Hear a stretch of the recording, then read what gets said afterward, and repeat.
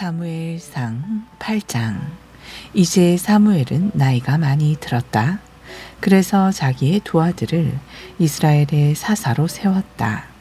큰아들의 이름은 요엘이고 둘째 아들의 이름은 아비야였다. 그들은 브엘세바에서 사사로 일했다. 그러나 사무엘의 아들들은 아버지와는 많이 달랐다. 그들은 부당한 이익에 눈이 멀어 뇌물을 받고 공평하지 못한 재판을 했다.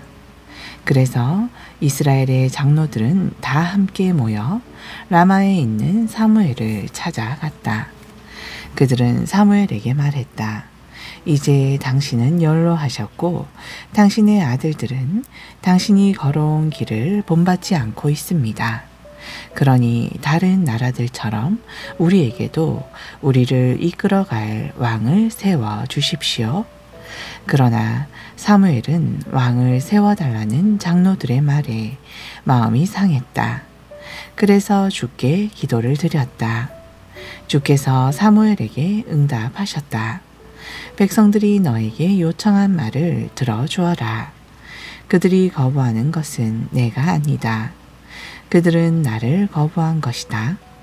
나를 자기들의 왕으로 섬기는 것을 거부한 것이다. 이집트에서 그들을 데리고 나온 그날부터 오늘까지 그들은 항상 나를 버리고 다른 신들을 섬기곤 했다. 그런데 이제는 너에게도 그런 짓을 하고 있는 것이다. 그러니 그들의 말을 들어주어라. 하지만 그들에게 엄중히 경고하여 그들을 통치할 왕이 장차 무엇을 하게 될 것인지를 명백히 알려주도록 하여라.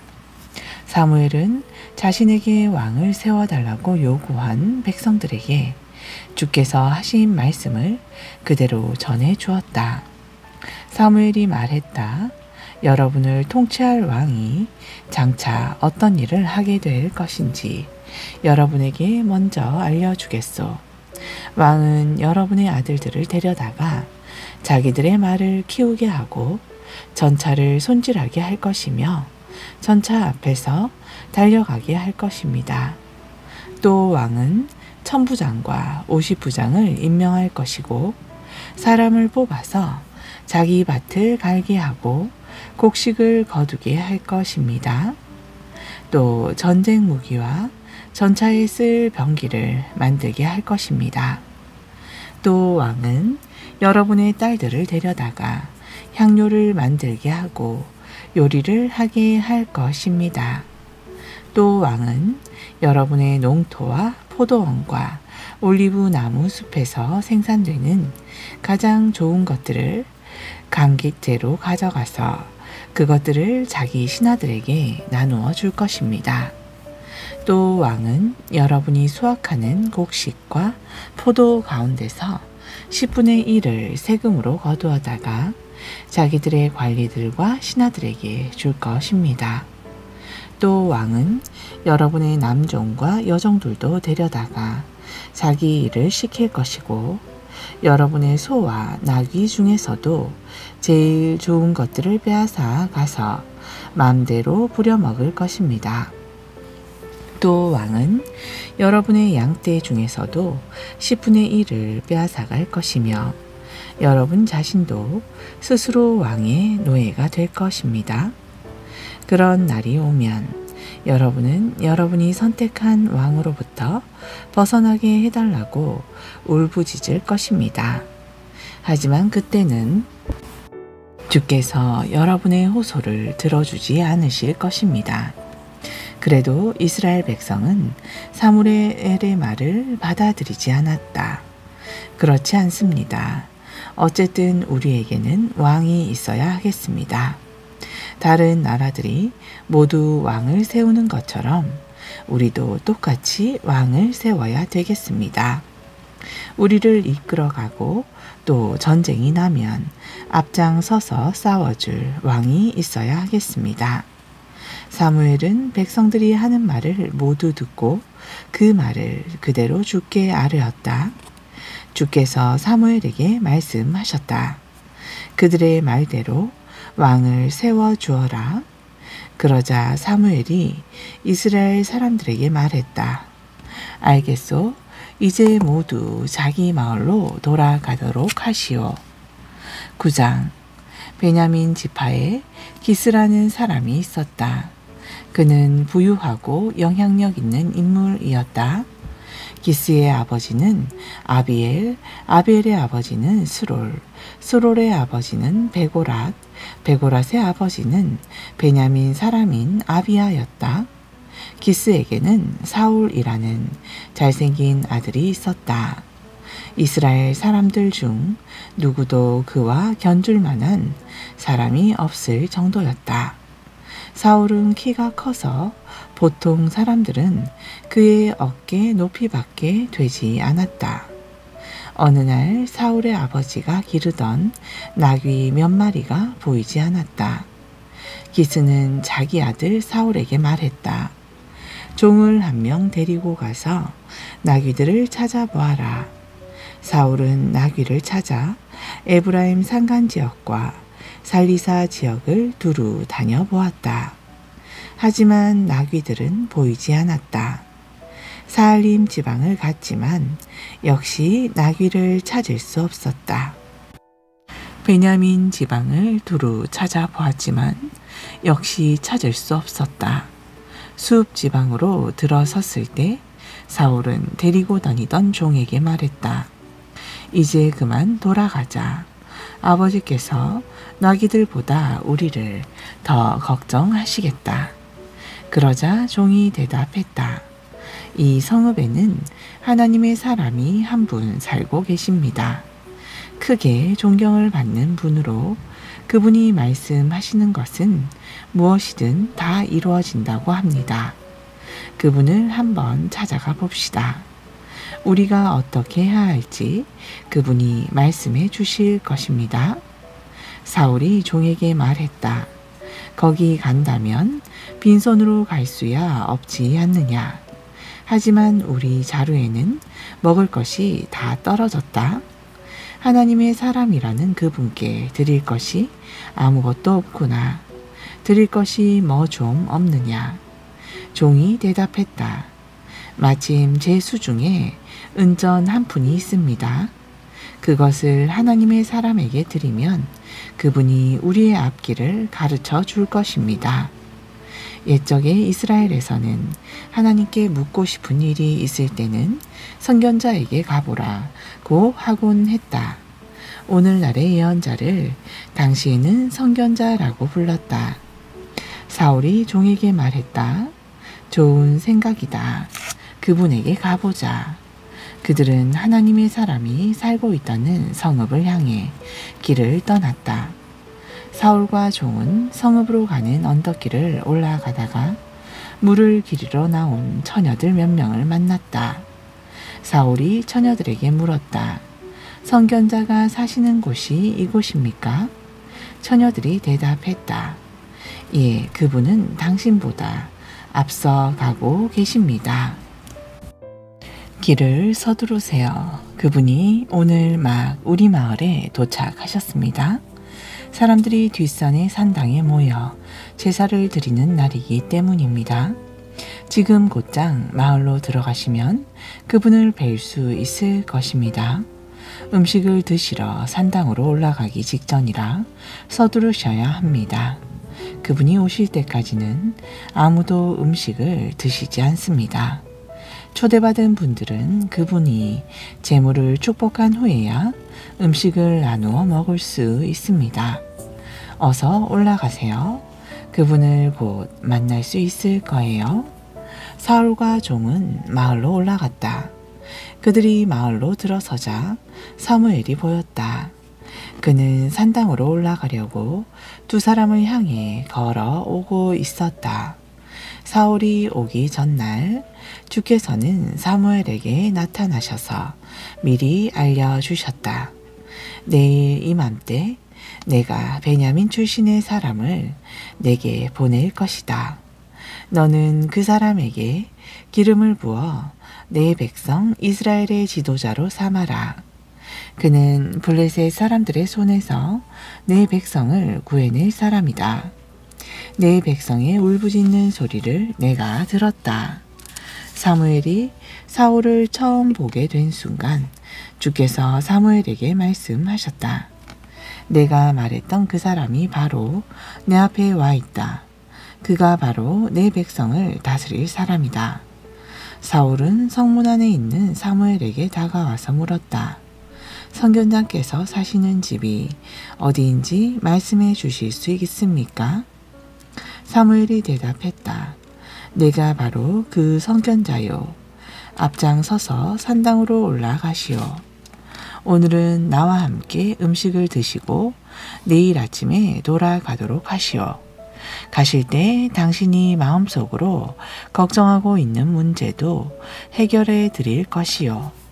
사흘 전에 잃어버린 나귀들은 걱정할 필요가 없소.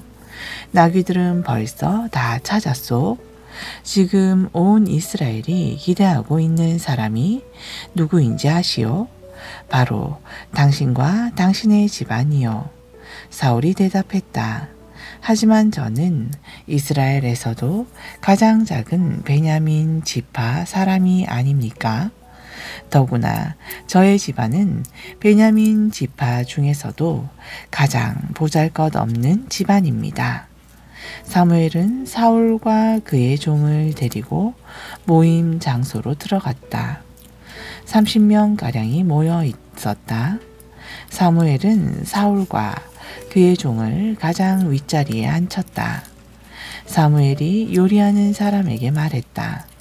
내가 따로 간수하라고 지시한 그 고기를 가져오도록 하게.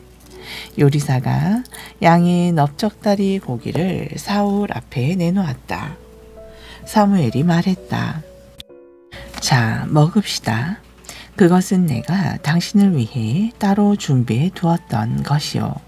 이런 일이 생길 줄 알고 미리 준비한 것이니 마음껏 드십시오.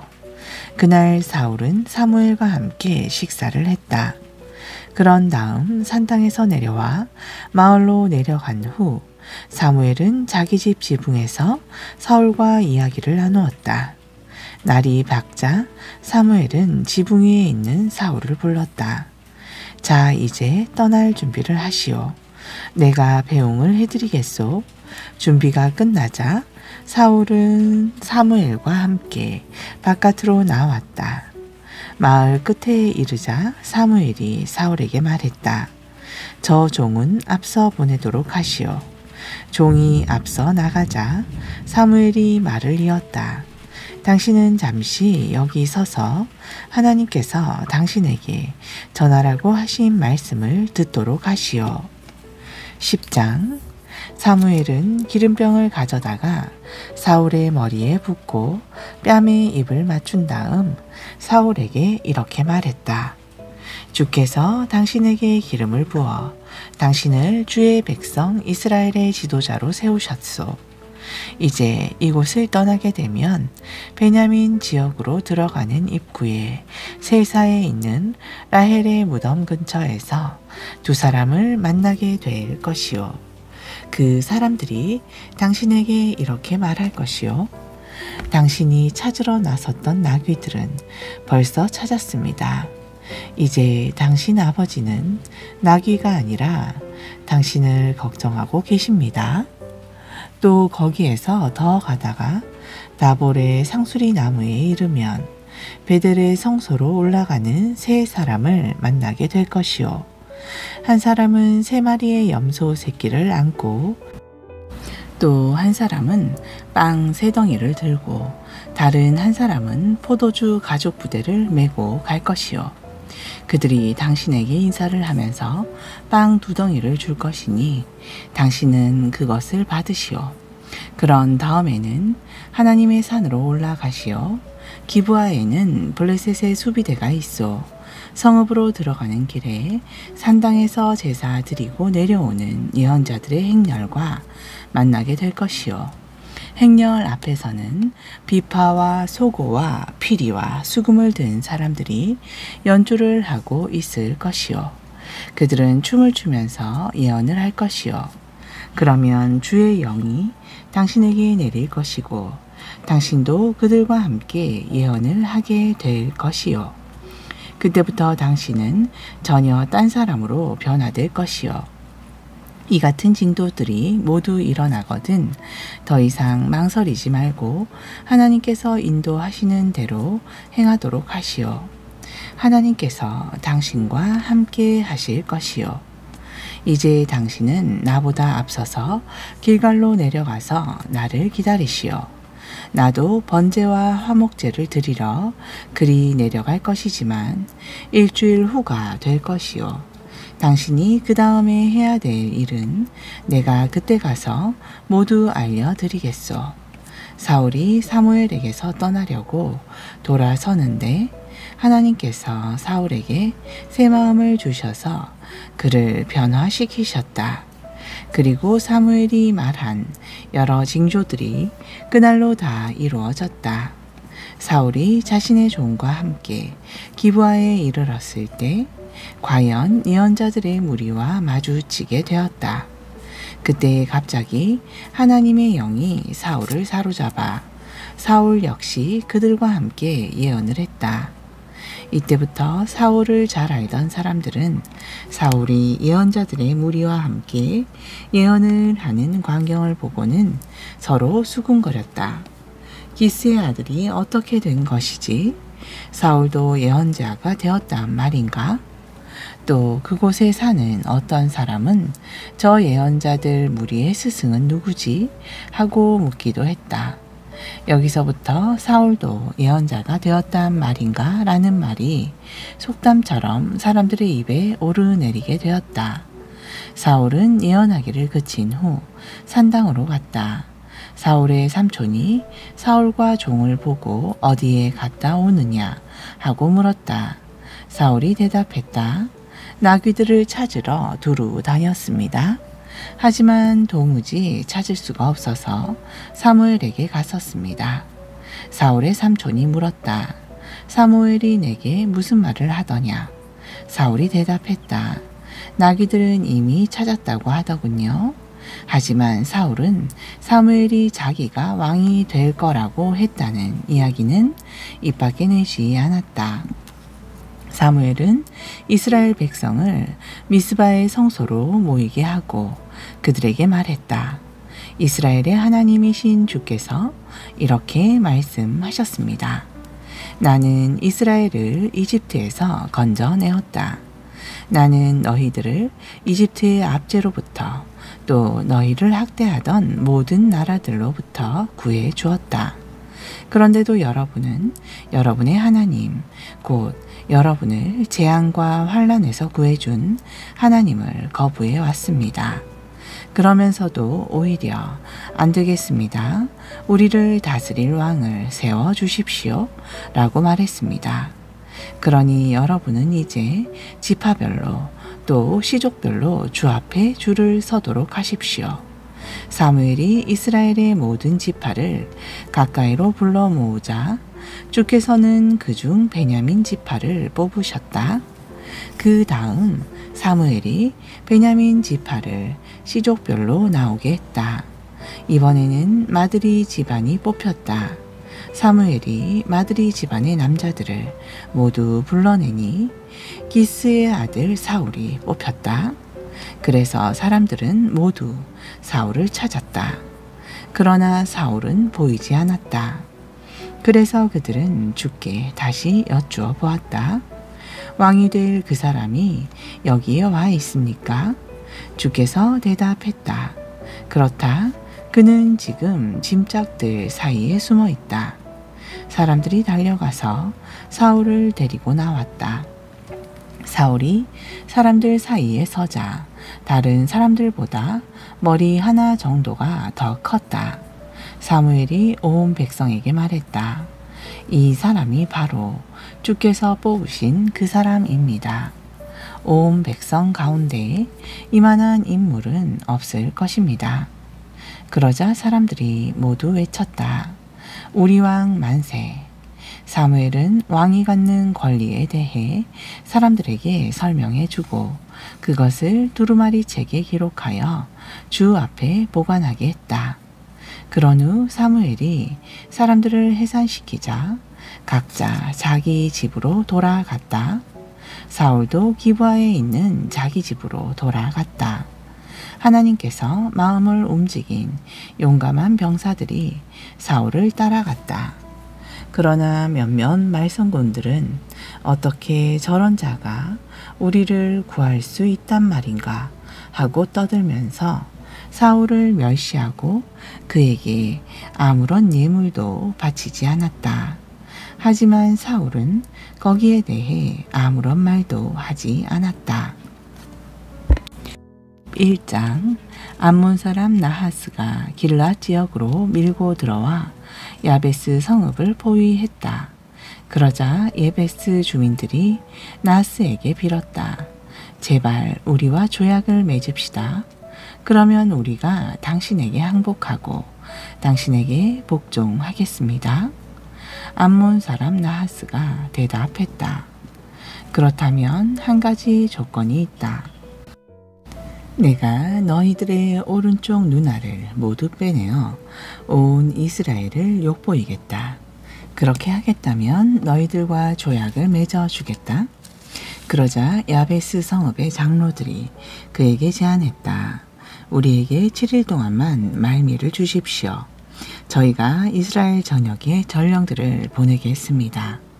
누구도 우리를 구해주러 오지 않는다면 우리가 당신에게 항복하겠습니다. 야베스 성읍의 전령들은 사울이 살고 있는 기브아에 와서 야베스 주민들의 소식을 알렸다.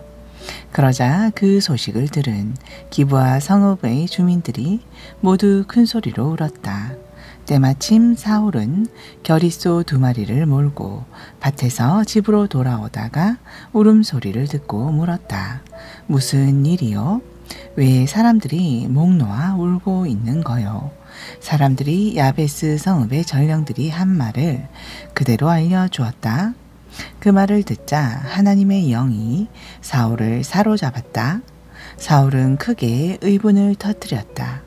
사울은 몰고 오던 겨리소 한 쌍을 끌어다가 여러 토막으로 자른 다음 그것들을 야베스 성읍의 전령들에게 나누어 주고 이스라엘 전역에 전해주면서 선포하게 했다. 사울과 사무엘을 따르지 않는 사람이 있다면 그 집안의 소도 이런 꼴을 당할 것이다. 이스라엘 사람들은 모두 주님에 대한 두려움에 떨면서 하나같이 사울과 사무엘을 따르겠다고 나섰다. 사울이 베색에서 사람들을 집결시키고 그 수요를 세어보니 이스라엘 사람이 30만 명이요 유다 사람이 3만 명이었다. 사울이 길랏 야베스에서 온 전령들에게 말했다. 고향으로 돌아가서 내일 해가 중천에 뜰 무렵에 구원받게 될 것이라고 전하시오. 이 소식이 전해지자 야베스 사람들은 모두가 크게 기뻐했다. 그래서 야베스 사람들은 암몬 사람들에게 일부러 이렇게 말했다. 우리가 내일 항복하겠으니 당신들 좋을 대로 하십시오. 다음 날 사울은 군사들을 세 부대로 나누어 날이 채 밝기도 전에 사방에서 암몬 군사들의 진영을 습격했다. 사울의 군사들은 암몬 군사들을 해가 한창 뜨거울 무렵까지 닥치는 대로 쳐서 죽였다. 살아남은 암몬 군사들은 아주 뿔뿔이 흩어져서 두 사람이 함께 있을 경우조차 없었다. 그때 이스라엘 백성이 사무엘에게 말했다. 사울이 우리의 왕이 될 수 없다고 떠들던 사람들은 도대체 누구입니까? 누구인지 말씀만 해주시면 우리가 그 자들을 처단하겠습니다. 사울이 말했다. 오늘은 주께서 이스라엘을 구원해 주신 날이니 누구도 죽이면 안 됩니다. 그러자 사무엘이 백성들에게 말했다. 자, 이제 모두들 길갈로 갑시다. 거기에서 사울을 왕으로 세웁시다. 이스라엘의 모든 백성들이 길갈로 가서 주님 앞에서 사울을 왕으로 세웠다. 그들은 짐승을 잡아서 주께 번제와 화목제를 드렸다. 사울과 온 이스라엘 백성은 크게 기뻐했다. 아멘. 신약전서 누가복음 8장 40절. 예수께서 가버나움으로 다시 돌아오시자 기다리고 있던 군종들이 모두 예수를 반갑게 맞았다. 그때 회당장 야이로라는 사람이 예수께 나아오더니 예수의 발 앞에 엎드려 자기 집에 함께 가기를 간청했다. 하나밖에 없는 12살 난 어린 딸이 죽어가고 있었기 때문이었다. 예수께서 야이로의 집을 향해 가시자 예수를 에워싼 군중들이 서로 밀쳐대면서 예수를 뒤따라갔다. 그런데 군중 속에 12해 동안이나 혈류병을 앓아온 한 여인이 있었다. 그녀는 자기 병을 고치기 위해 의사들에게 모든 재산을 썼지만 아무도 그 여인의 병을 고쳐주지 못했다. 예수께서 걸어가실 때 이 여자가 사람들을 비집고 예수의 뒤로 다가가 예수의 옷에 손을 대었다. 그리고 이 여자가 예수의 옷자락을 만지는 순간 하혈이 뚝 그쳤다. 그때 예수께서 물으셨다. 누가 내 옷을 만졌소? 그러나 아무도 나서는 사람이 없었다. 그러자 베드로가 말했다. 선생님, 지금 수많은 군중이 선생님을 밀어대고 있지 않습니까? 예수께서 말씀하셨다. 아니다. 누군가 분명 내게 손을 댔다. 내게서 능력이 빠져나간 것을 내가 안다. 그 여자는 더 이상 숨길 수 없다는 것을 알고는 두려워 떨면서 예수 앞에 나아가 엎드렸다. 그런 뒤 자신이 예수의 옷을 만진 이유와 병이 즉시 나은 사실을 말했다. 그러자 예수께서 그 여자에게 말씀하셨다. 딸이여, 당신의 믿음이 당신을 낫게 하였소. 안심하고 평안히 가시오. 예수께서 아직 말씀하고 계실 때 회당장의 집에서 보낸 심부름꾼이 와서 회당장에게 말했다. 회당장님, 따님이 죽었습니다. 이제 선생님께 더 이상 심려를 끼쳐드리지 마십시오. 그 말을 들으시고 예수께서 야이로에게 말씀하셨다. 두려워하지 마시오. 그대는 그저 믿기만 하시오. 그러면 딸이 나을 것이요. 일행이 야이로의 집에 도착하자 예수께서는 베드로와 요한과 야고보 및 그 어린 딸의 부모 외에는 아무도 방 안에 들어오지 못하게 하셨다. 그리고 슬퍼하며 크게 울고 있는 사람들에게 말씀하셨다. 울지 마십시오. 이 아이는 죽은 것이 아니라 다만 잠을 자고 있을 뿐입니다. 그러자 사람들은 아이가 분명 죽은 것을 알고 있었기 때문에 속으로 모두 비웃었다. 예수께서 그 아이의 손을 잡고서 아이에게 힘차게 말씀하셨다. 아이야, 일어나라.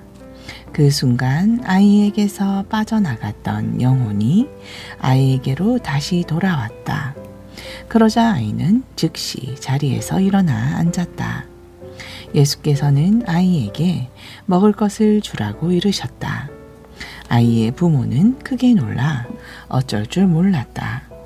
그러나 예수께서는 이 일을 아무에게도 말하지 말라고 그들에게 당부하셨다. 9장. 예수께서 12제자를 불러 모으시고 그들에게 귀신 쫓는 권세와 병 고치는 능력을 주셨다. 그런 뒤 하나님의 나라를 선포하고 병든 사람들을 고치라고 제자들을 세상에 내보내시며 이렇게 이르셨다. 너희는 아무것도 가지고 가지 말라. 지팡이도 돈주머니도 양식도 돈도 여벌의 옷도 가지고 가지 말라. 어느 동네에 들어가든 한 집에서만 머물다 떠나라. 사람들이 너희를 환영하지 않거든 그곳을 떠나라. 떠날 때는 그들에게 경고하는 표시로 신발의 먼지를 탈탈 털어 버려라. 이처럼 전도의 사명을 받고 제자들은 길을 떠났다. 그들은 여러 마을을 두루 다니며 하나님 나라의 복음을 전하고 병든 사람들을 고쳤다. 아멘.